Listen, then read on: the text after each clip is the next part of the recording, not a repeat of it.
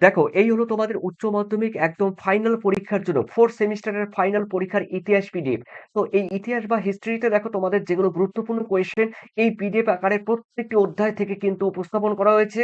তো দেখো, এই পিডিএফ যারা তোমরা এখনো তোমরা যারা এই পিডিএফ নাওনি, অবশ্যই দেখো তোমাদের এই পিডিএফ এর মধ্যে প্রত্যেকটি অধ্যায় থেকে যেই কোয়েশ্চেন গুলো তোমাদের গুরুত্বপূর্ণ, যেগুলো পরীক্ষায় তোমরা যেই পরীক্ষায় কোয়েশ্চেন গুলো আসবে এবং প্রত্যেকটি অধ্যায়ের যেগুলো রয়েছে এবং প্রত্যেকটি অধ্যায়ের ব্রড কোশ্চেন থেকে শুরু করে তোমাদের শর্ট কোশ্চেন টোটাল কিন্তু এই পিডিএফ এর মধ্যেই তোমাদের রয়েছে।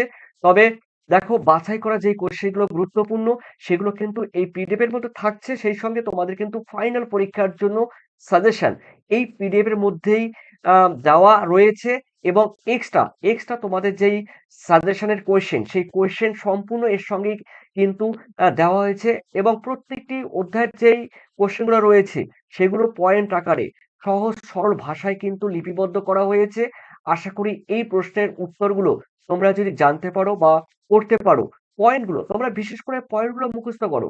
পয়েন্টগুলো মুখস্থ করলেও কিন্তু তোমাদের কিন্তু পরীক্ষায় কিন্তু তোমরা নাম্বার পাবে। কিন্তু খুব কম সময়ের মধ্যেই তোমরা কিন্তু এই পিডিএফ কভার করতে পারবে। পয়েন্টগুলো মুখস্থ রাখবে। তোমাদের এখনো কি অনেকে আছো তোমরা এখনো আ বইয়ের সঙ্গে তোমাদের যোগাযোগ নেই। হ্যাঁ, আমি বলব তোমাদের হাতে ২-৪ দিন সময় রয়েছে। তো এই টাইমের মধ্যে অনেকে রয়েছে তোমাদের বইয়ের সঙ্গে। এই বইয়ের সঙ্গে তোমাদের আ সম্পর্ক হয়ে এখনো ওঠেনি। তথাপি আমি বলব ইতিহাসে দেখো পয়েন্টগুলো মুখস্থ রাখবে এবং আ কোয়েশ্চেনটি ভালো করে পড়ে সঙ্গে পয়েন্টগুলো তোমরা মুখস্থ করে মোটামুটি নিজের তরফ থেকে কিছু লিখে দিয়ে আসবে। অবশ্যই তোমরা কিন্তু পাস করবে এবং ভালো নাম্বার নিয়ে পাস করবে। তার কারণ কি প্রত্যেকটি অধ্যায় থেকে কিন্তু তোমাদের উম আ কোশ্চেন গুলো রয়েছে এবং প্রত্যেকটি কোশ্চেনের উত্তরগুলো তোমাদের কিন্তু লিখতে হবে। কোনো কোশ্চেন কিন্তু ছাড়া চলবে না।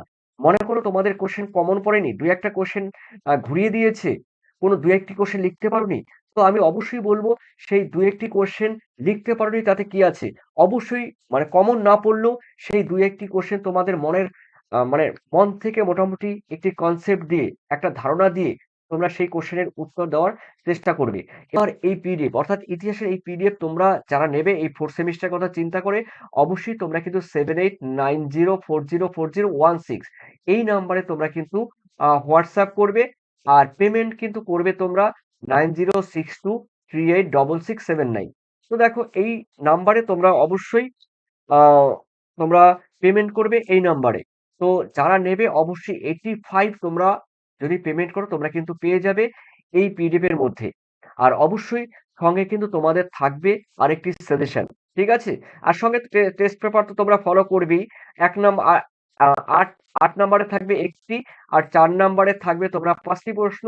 তার মানে ৮ টা, তারপরে রয়েছে ৪-৫ এ ২০ থাকবে আর এদিকে থাকবে ৩ নাম্বারের ৪ টি। তার মানে ১২ টি। টোটাল হয়ে যাবে ৪০ টি।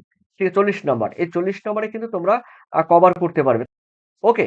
তো তোমাদের অবশ্যই মূল্যবান কমেন্টে সেকশনে অবশ্যই জানাবে।